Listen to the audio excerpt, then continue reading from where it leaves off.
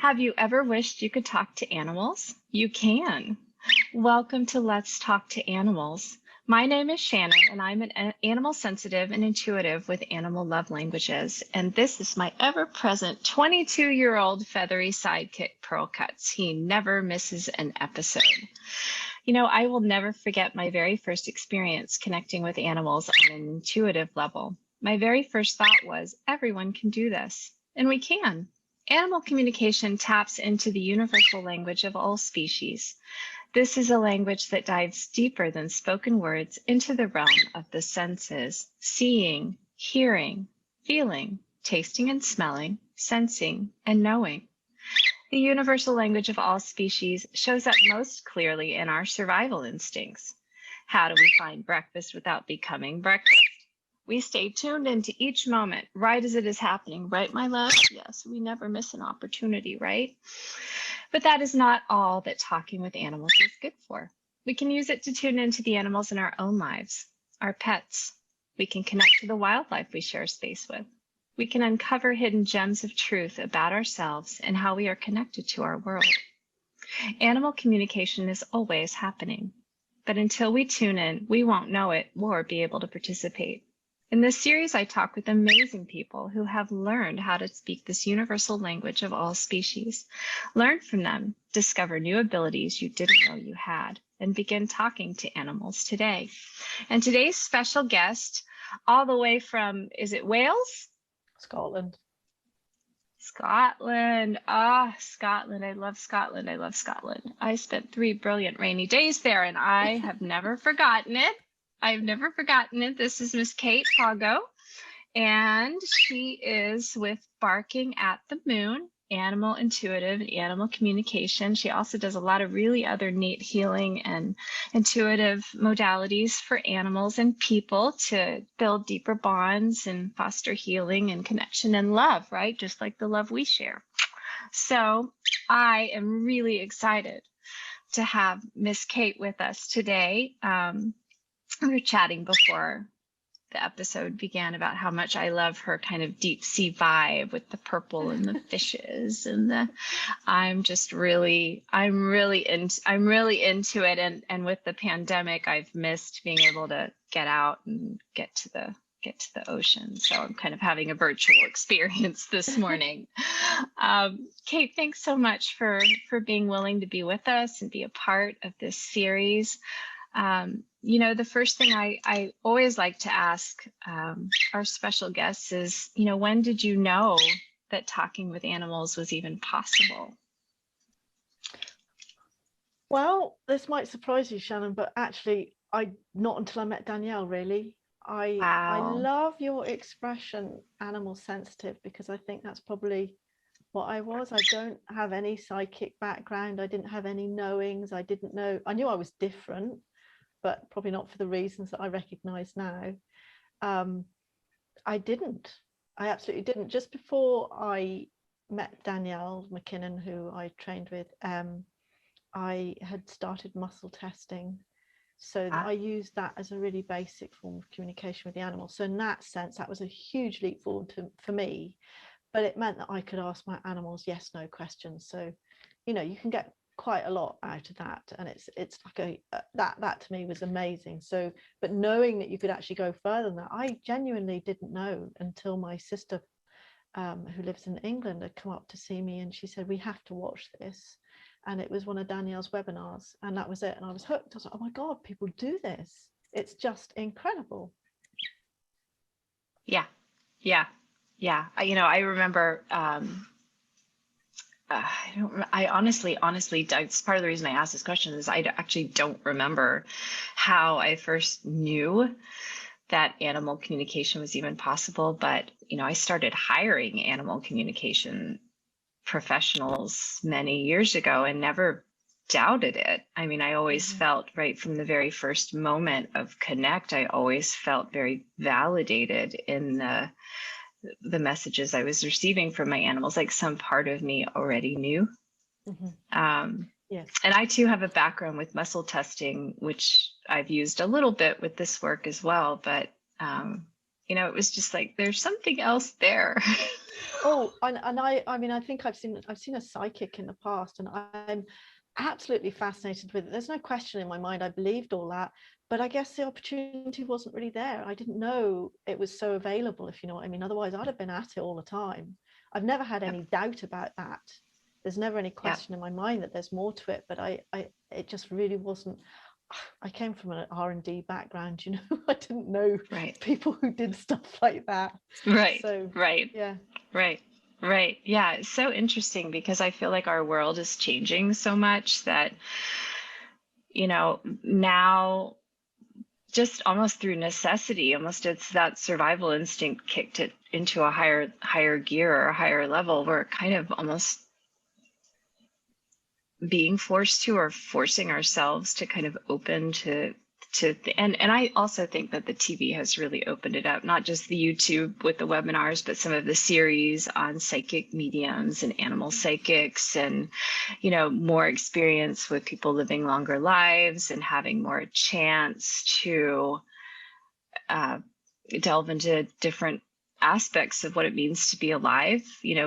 Maybe we didn't have time before, when we had to chop our own wood and draw on our own water and, go out there and join the food chain of life and hunt for our dinner. We didn't have time to maybe explore these or codify them. Maybe we did some of it, but we didn't have time to think about how or why or teaching it or any of that. It just happened or it didn't. So I really love that there's this kind of global awakening, if you will, and there's a lot more acceptance, because it really makes it easier for those of us who do feel different to find our tribe. And I agree with you. Danielle has been amazing. Well, this is it. Since I joined her classes, it must have been about the September, October or something, just before COVID. Yeah. But when like COVID hit, I just started her classes then. I think I'd sort of I don't think I joined a community until I joined the classes. But I've been so immersed in that community that I actually don't know what's going on in the rest of the world, in that since I've changed so much that this is part of my vocabulary now, I haven't actually been let out in public, so I'm not really sure how it would go down if I meet normal people again. Are they going to think I'm a fruitcake? Probably, possibly. Maybe they always have. I'm not sure I care, and that's the difference now. But things that I just would not have said a year ago just fall off the tongue now, because I've spent so much time with this amazing community. It's just great. I agree. Yeah. I agree. And it's kind of like, I feel like I have, because of course you and I share Danielle as a teacher. And for those of you who are watching or listening and don't know, Danielle McKinnon is a wonderful animal communication teacher and author, a speaker, a leader, and incredibly gifted psychic. And so both Kate and I share a background. I'm a little newer than Kate is, but we are really enjoying Danielle's Be Open community as well, which is her Facebook group and a private community for folks that want to be joyful, different people together and be able to share this universal language of being able to speak with everything that's alive, not just each other. And so I guess the next natural question would be, when did you realize that you could talk to animals? What, like, your first experience of it? It would have been in practice with Danielle's course. So I knew from the yes, no. Fantastic. And I was in never any doubt that there was a way of communication there, but obviously it's limited. But it takes a lot, as you'll know, going through it yourself. You want so much validation. And even when it was looking back, it was perfectly obvious to me that I was getting stuff that there was no way I could have known it. There's still so much doubt, and I think that's the biggest learning you have when you do anything like this, is actually the growth personally in learning to trust yourself. I look back on things and go, oh my God, it's so obvious that the information you're getting, there's no way anyone could make that up. So it's only been probably about a year, really. And my trust is still growing. And I think it will just keep going. Yeah, so that's really important for those of you. Of course, one of the primary drivers for me launching this series is because, of what I shared in the intro is that, my very first thought, for me too, was I remember being so nervous with that initial, I took Danielle's Foundations of Animal Communication, and there was this moment in the course when she was like, okay, now we're actually going to do it. And I was like, oh no, anything but that, because I'm going to find out that I'm the only one in the world that can't do this. Right. And I remember doing it, and I remember that the animal was like, an iguana, and I didn't get like iguana per se. It's not like the animal paraded out and said, I am a yellow-skinned iguana. But instead of the typical fur or even feathers, which would have been so great, right? I got this yellow skin. I was just seeing it in my head, and I was just so blown away, because I have a special heart for so-called exotic animals. I think we're all kind of exotic, but each one of us is exotic. But I have a tortoise and a fox turtle and parrot. I've always shared my life with parrots and turtles, and as well as dogs. And so, it was just this validation of being like, man, like, how did I not know that I could do this for 50 years? Like, how did that somehow escape me?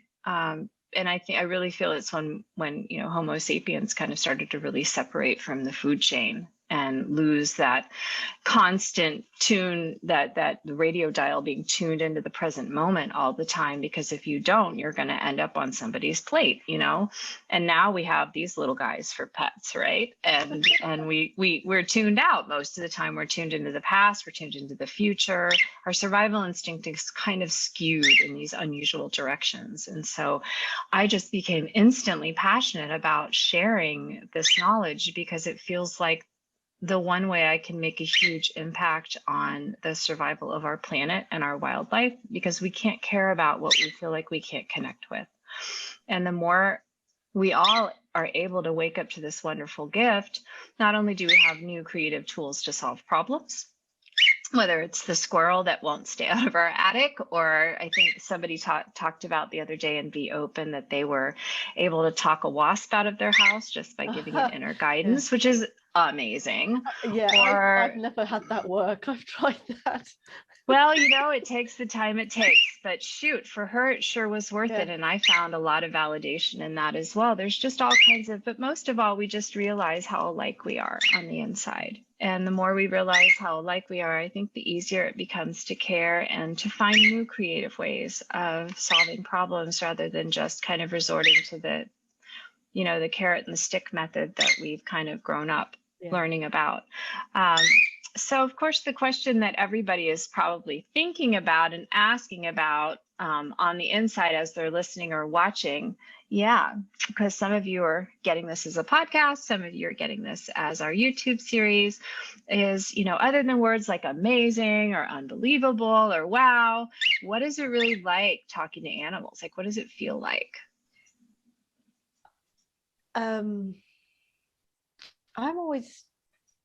I think when I'm in it, I think nothing of it, because it's so natural.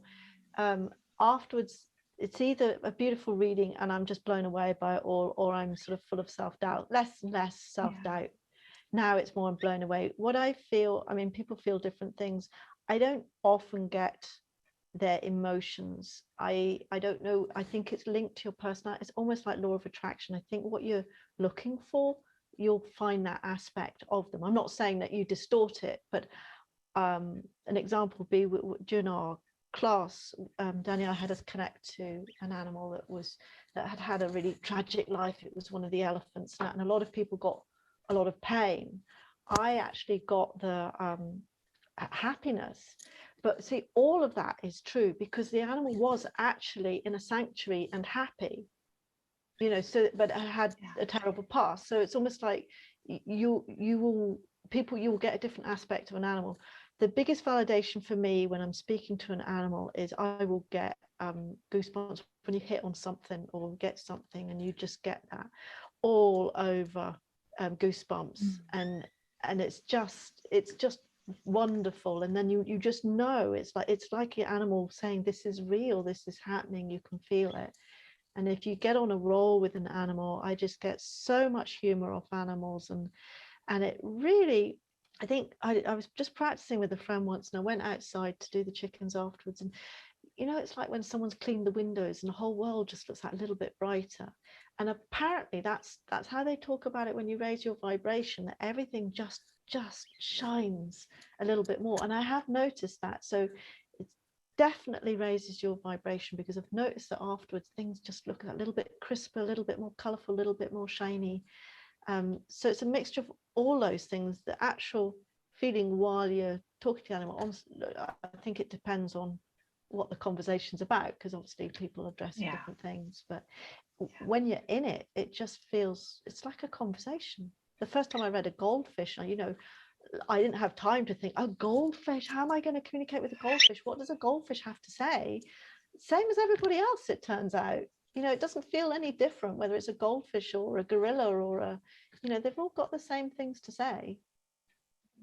Mm-hmm. Yeah, I really resonate with that. It does feel like the world is, I mean, it's kind of, on two levels. It's like, it feels for me like, any great conversation would feel when you're really vibing with another being, and each animal seems to have their own energy, just like each person. Some people, some beings, I'm kind of increasingly moving to that word, because it's kind of like, I'm like like saying things that I wouldn't maybe have even known how to say it, what I was feeling, before I started really studying this a little more formally.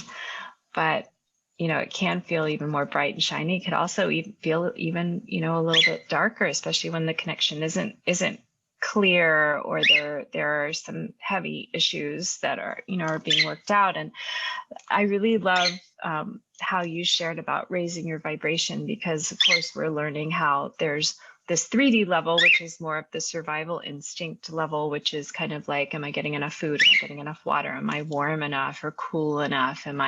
Do I feel like I have safety and shelter?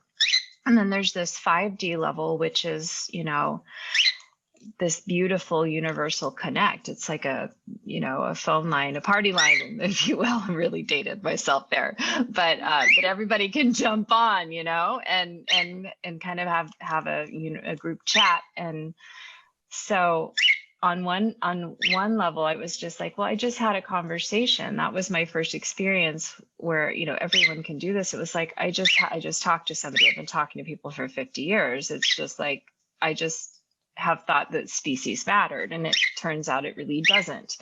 And on the other hand, it's like this incredible natural high, this euphoria where you're like, oh my God, I just, talked to my parrot. I just talked to the neighbor's dog. I just talked to this animal that lives halfway across the country, and it's such a relief.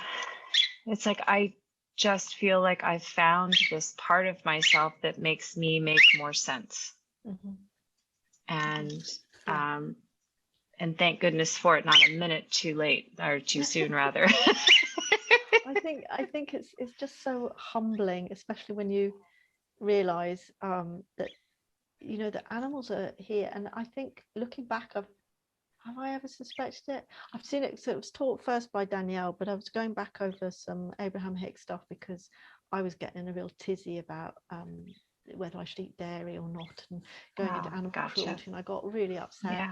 And I was trying to look at things to make me feel better, and it was actually something from the 1990s, but it's all about, it all reinforces what Danielle says, which is animals are here for our pleasure, for our evolution. I mean, they're here for their own experience, sure, but they're really here to support us and to enhance our experience on this world. And that's so humbling. It's just, I don't want as a human to feel like the sort of prima donna about that. It's more that I'm humbled that these incredibly intelligent beings are just here to guide us, instead of us feeling like we are responsible for pets and we are responsible for this and that, and I take the burden of the whole world on my shoulders about how animals are treated and stuff like that. But actually they all know exactly what they're doing and what's happening, and we should be honored to be with them. But it's that there are protectors as well. It's not just about us protecting animals, which obviously is a good thing, but in the bigger picture and at the soul level, they're all here supporting us to evolve. And I just think that's amazing. And that's a nice feeling, because there's a lot of them around. Mm-hmm.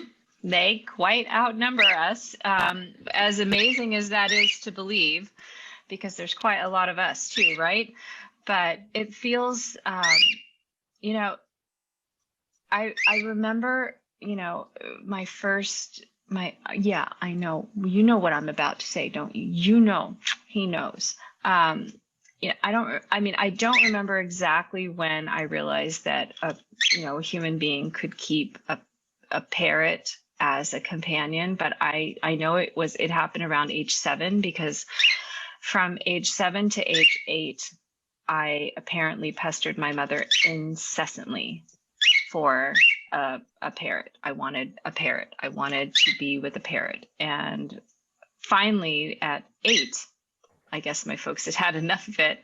And Perky, my first parakeet, came home to stay. And we were instant best friends. And, it just felt like I can't imagine my life without. He was my instant best friend. He was my best friend until I left for college. And he lived an incredibly long life for a parakeet. And there are studies today, of course, because now we have time to do all of these studies about animal-human interactions that say that children tend to talk more with their pets when they're in stress or don't know what to do or just need comfort than they do with their siblings or their human friends or their parents.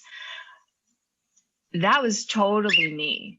But I didn't mentally understand the dynamic or why I felt more comfortable to talk to Perky than I did to my human family or friends. And of course, when I found Danielle's work, she talks about how animals are masters of unconditional love. And I often add for that, I know you are. Yeah. On the 5D level, on the 3D level, they just want what they want, right? Just like everybody else. But on the 5D level, they're masters of unconditional love. And I would also add unconditional self-love and self-acceptance, because I have yet to communicate with an animal that's like, do I look fat in this collar? Or, I don't think I have a very good personality. Nobody likes me, I have yet to, the animals are all like, a lot of them will come in and be like, I'm really good looking and smart. And it would be kind of amazing if we woke up. I often joke that if I woke up every morning and greeted myself the way Pearl does, the first thing he does every single morning when he sees himself is, like, wow, I look good, and I don't greet myself like that. We should be doing that, because isn't it, it's amazing that we even exist, and what a beautiful world it was. Incredible. And that what you say though is about how they see themselves as well is one of the things I'm struggling with, less so now. I'm working through it with Julie on our series. Yes, definitely is about animals that what started it is the lambs, because we're lambing here, and there was some lame lambs in the field, and I'm like, oh poor, and I know that they're well taken care of, and I know that they're getting the vet treatment, but I struggle so much. But the point is, animals don't see themselves as disabled. There's no emotion associated with that. Everything that we feel about that is emotion. It's not that he's limping and that he's in pain. In my head, I'm going, he can't keep up with the others, he's going to be an outcast, he's not, and it's all emotions. Animals like that, not interested in that. I'm fine, thanks, I'm doing absolutely fine. And whenever I connect to them, they tell me to mind my own business, essentially, because they're fine. So that's what they're teaching me, is like, you're seeing suffering where suffering doesn't happen. Animals do not lie around worrying about their physical conditions. They just get on with it. They don't see themselves as disabled. They don't see themselves as disadvantaged. There's a big lesson there with animals about saying, look, we're okay, look at you guys. Spend a little less time worrying about us, and a little, and I see that every day with this one. I rescued him from a pet store. He was 5 weeks old. He was nest bullied. You can't see it, and he certainly doesn't show it, but he can't fly because they bit off his left wingtip. 3 of his 5 claws are missing, and he's got permanent damage to his left eyelid, and the inner membrane that that kind of protects his eye. I mean, you'd never know it, and he certainly doesn't.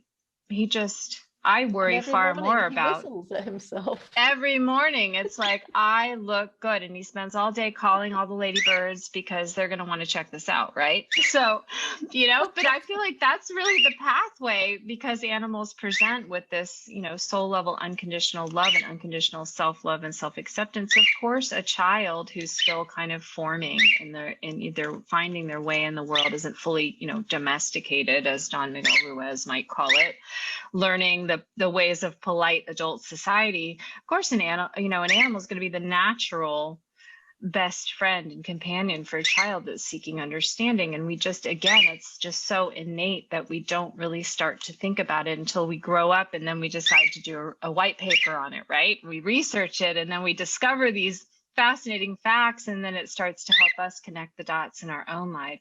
And I love how you've just kind of answered my next question, which is about, how has talking with animals changed your life? Because it sounds profound. It is.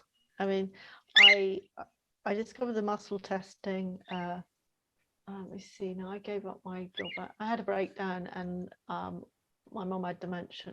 Long story. And then I got better, and I went back to work, and I was like, oh, I don't want to do this anymore. And I just wanted, actually, to be honest, I just wanted to be at home with my chickens and my cat. And I couldn't say that to anyone. I couldn't say, I knew I didn't want to be at work. I remember my husband actually saying, I'm actually a bit worried that the reason you don't want to be at work is because you'd rather be at home with the chickens and the cat. And I was thinking, that is actually absolutely why I don't want to be at work. But I can't tell anyone that, because nobody else understands that. I just sound like a lunatic. But I wanted to be at home. So I tried to find another way. And as things happened, I then started the muscle testing and healing the chickens. And that was really, really profound for me.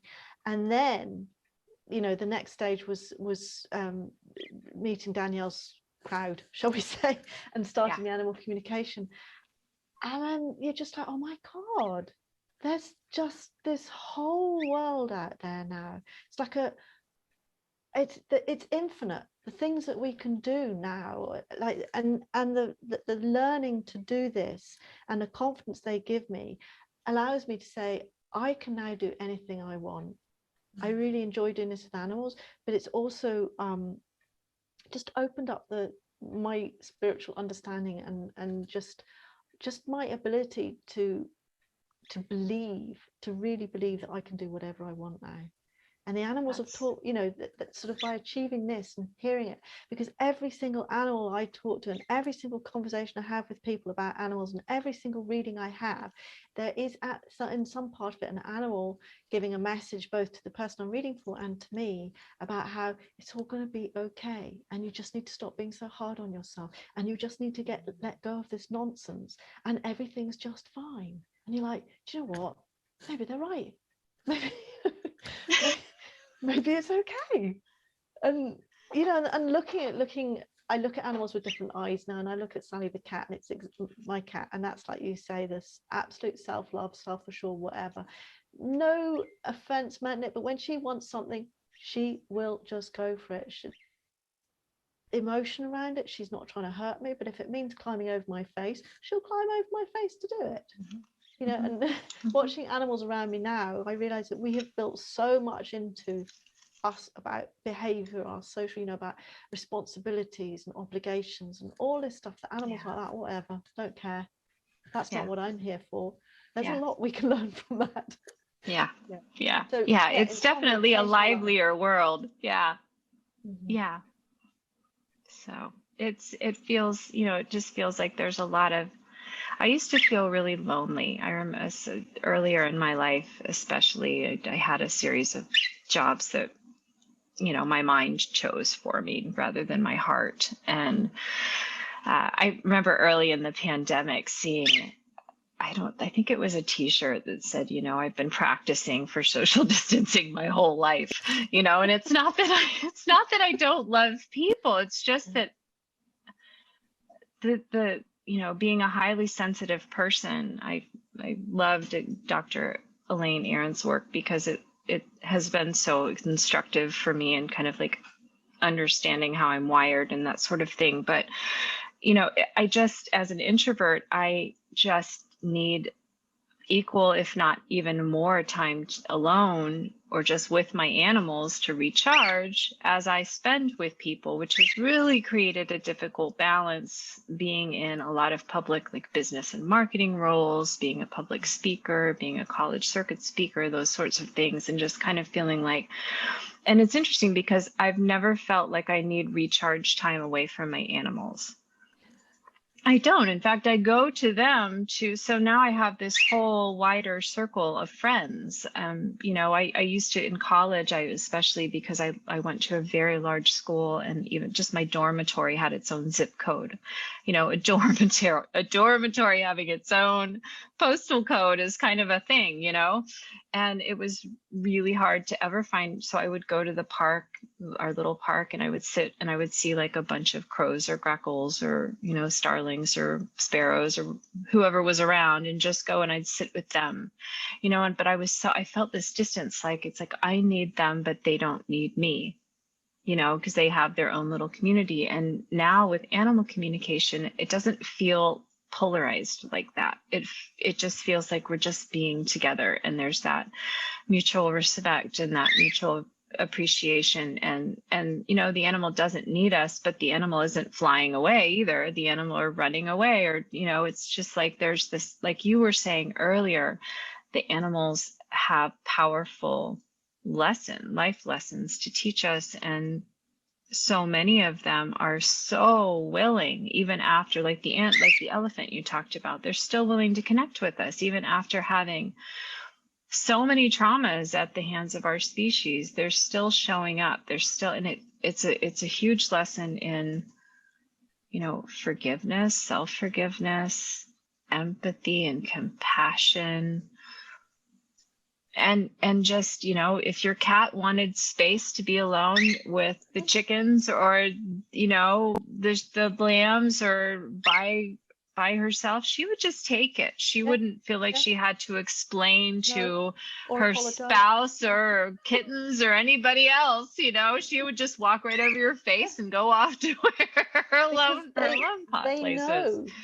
They know this thing that we find so difficult to understand, and that is, if you're not taking care of yourself first, you can't help anyone else. You can't, oh, brilliant. That is just impossible for us to process. Even though I get it intellectually now, it's still really hard to practice that, because there's so deeply ingrained in us is this desire to, I don't think it's even a desire, it's almost like it's just a function to obey, to please, to perform for other people. Even once you're aware of it, it's still hard to step away from that. Cat never doesn't give it a second thought. No, I love watching her. She's physically really strong for a cat as well, and she will actually push back. Like if she will come here sooner or later, she'll come downstairs and she'll stand here, and if I try and push her out of the way from the keyboard, she will actually muscle up and go, no, I'm not moving. Just things like that. It's just like a constant reminder to go, I do as I please, Kate, and you could learn from that. Yeah. It's wonderful when we share our lives 24/7, because then they have unlimited access to teach us things, right? Whether we particularly know we need to learn them or want to learn them or not.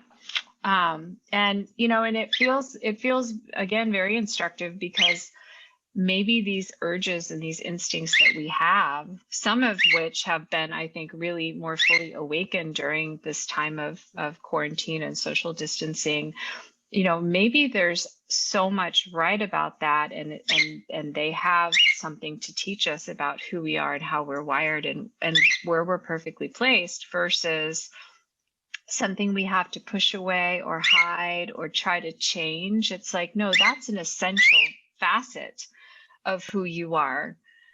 When you don't do that, when you don't pay attention to those instincts, when you don't follow those inner intuitive nudges, then things don't work well, and I come from a mental health and an eating disorders background.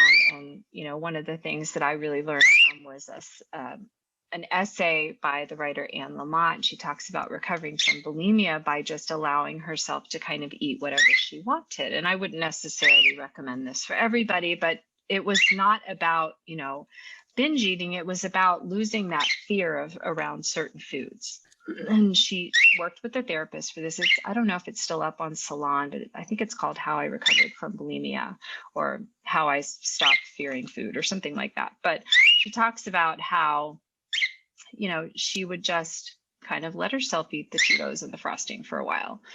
And then slowly but surely over time, she started to notice now she wanted some roasted vegetables, and now she wanted a nice salad. And now food just became food. It wasn't like good food and bad food and food I should eat and food I shouldn't eat. It wasn't in the mental space anymore. It moved into the gut. It's like her gut brain, something that I don't even think we were talking about back when she wrote that article.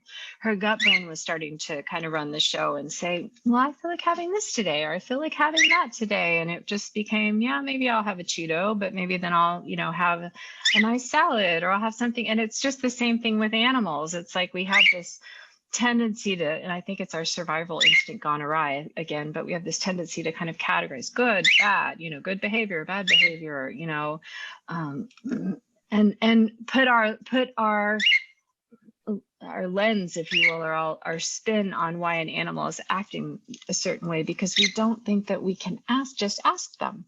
And it's so much easier once we learn about, some of these techniques that you and I have learned with Danielle for, how to receive the information on all these channels, because then instead of mentalizing about it or coming up with theories or trying to change behavior that doesn't need to be changed, we can just say to the animal, so can you tell me what's going on?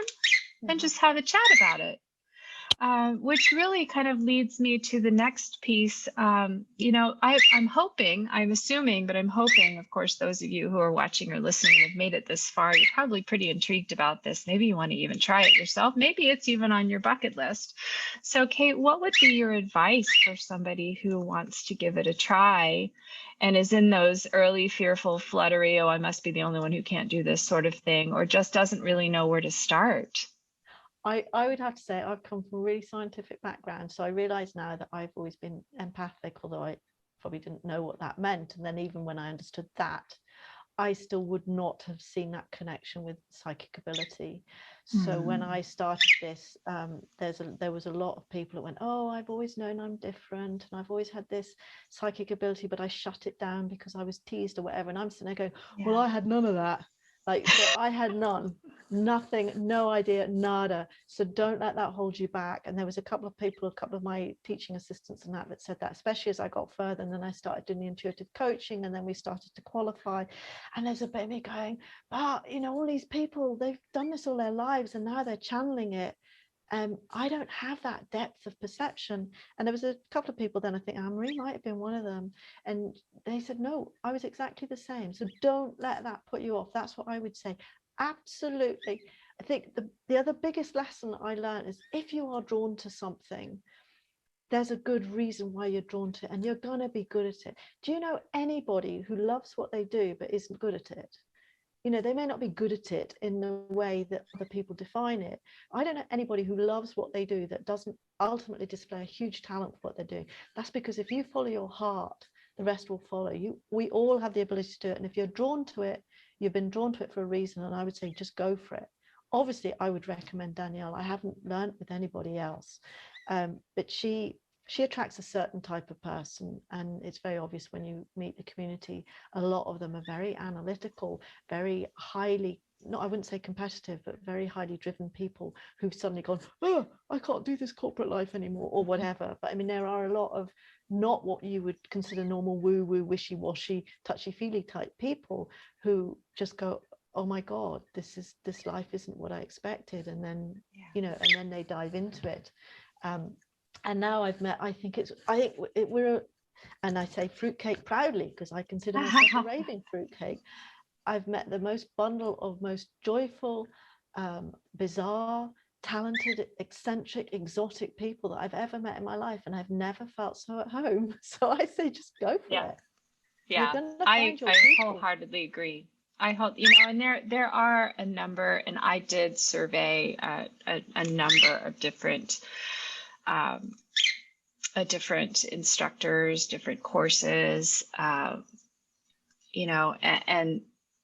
ultimately, it was my first big test in learning to trust information coming in elsewhere other than my mind, because I was just about to decide on a teacher, and I'd been looking all day, and I was just getting really frustrated because my mind was like, well, what about this, and what about that, and this and that and the other. And I remember I was just about to click on the thing and sign up, and it felt sort of right. It felt more right than anybody else. And then out of the corner of my eye, like right next to the book I was about to buy for this other teacher, I saw Danielle's book.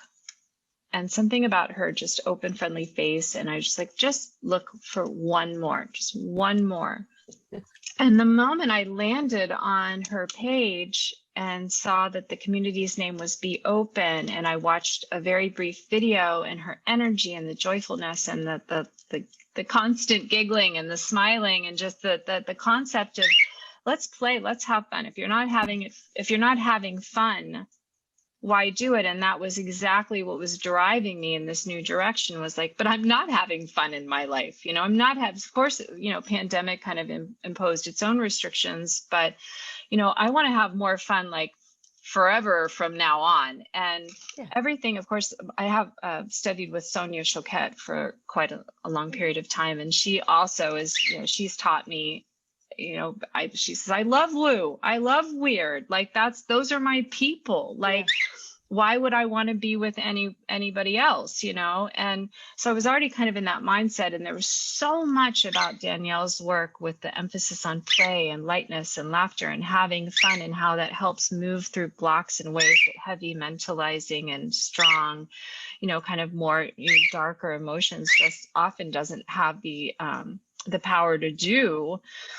And I just was like, I'm just going to trust my gut. And thank goodness, because it was my first test. I don't love the word test, but it was my first lesson in receiving information in a way that didn't come through my analytical, corporate, regimented mind, right? There was just a lot of joy. There was a lot of feathers, a lot of fur, and a lot of the things, and a lot of fins, and a lot of shells, and a lot of scales, and a lot of the stuff that I love most in life. And to get to talk every day with people, I mean, the conversations that we have in Be Open, and when we're on our training calls, and the friendships that that we make in the community are so meaningful. I don't sit there going, okay, when is this conversation going to end? I'm kind of like hoping that it won't. Yeah. I have, everyone, because I started the course just actually as lockdown happened here, and it would be March last year. And I hadn't seen, apart from I do wild swimming, and apart from people there who I meet on a completely different level, they don't know anything about my personal life. We just meet, we swim, we go our separate ways. I hadn't spoken to another human being other than the people in Be Open, and I didn't miss anybody. Isn't that awful? And I suddenly realized that wonderful. my entire community of people were people I had literally met in the last month, and that was it. And so it goes on. And I will say, though, for people starting out, I don't think Danielle's crowd is necessarily for everybody, but I do think it's important you follow your heart, because you will find your niche. And I think what Danielle offers, which is what was good for me, is she goes to the soul level. A lot of people, I wasn't expecting that. I didn't know that. I wasn't either. But by God, that was exactly what I was looking for. I just didn't know that was a way to get there. And now I've gone into the soul level coaching. We're going even deeper and deeper. And this is all a huge learning journey for me, about me. But I am learning, in doing so, I'm going to be able to help other people. But, I started it for me. The soul level stuff for humans, the stuff with animals is for animals. And I love that, although it ends up being for people as well, because people want to know what's going on. It sure does. Boy, I surprise people every day when I'm doing our sessions, and I share that we're going to have this piece called the soul level lesson in the session. And I've had so many people say, I totally wasn't expecting that. It was so much more than what I expected. And it's so helpful. And it's been really cool. And then there are the people that really aren't expecting it because they're just like, why is my, Daniel uses the example of the dog peeing in the plant, and just kind of wanting to fix that behavior. And it's like, but there's so much more here. And so you're right. It's a good message to think through. There are a number of disciplines. I wouldn't necessarily say that it's necessary to study if you're one of the people that is naturally open. Maybe that's been your path and you're comfortable with the concept. But for me, it's been really helpful. And it sounds like for you as well, because it gets the mind on board. It explains to the mind what's going on. Yeah. Yeah. Yeah. But if somebody is comfortable with that stuff, then the only thing to remember is imagination is real. We think imagination's not real and therefore can't be trusted, but actually we're learning now, of course it's real, because why would you imagine A and not B? You imagined A for a reason, therefore A is relevant. That's the other thing. I think that's what a teacher gives you, and for me, without somebody validating that for me, I wouldn't have got any further than that. And plus there's the community, there's the community of students, there's the connect, there's the, I know, see how you don't hesitate when you ask for what you want, you just go for it, don't you? He says, I go for it. But there's the community, and it's just becomes, people that feel like, where are my people? Well, they're here. And so many of the great teachers do also have books. They have communities. It is possible to learn a lot just from visiting the websites. And there's lots of great communities out there. And I think that's why there's so much room.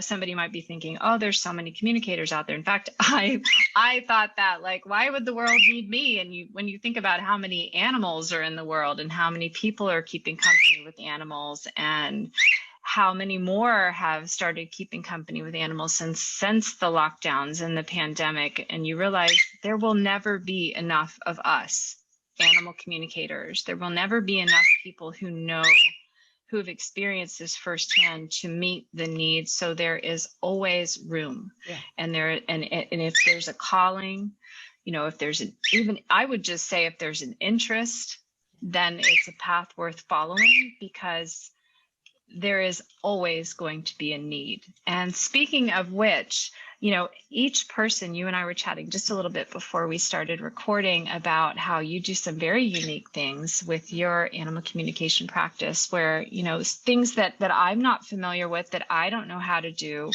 In addition, for instance, you've incorporated muscle testing, and you also have these emotion code and ask your guide services, and there are different things that can benefit different people. And so I'd love for you to share just a little bit about how people can connect with you and some of the things that you offer, because there's a very good chance that somebody listening or watching is going to feel very connected and very, very much vibing with you and want to reach out. And I'd love them to know more about how to find you and how you work with people and their precious animals. Oh, thanks, Shannon.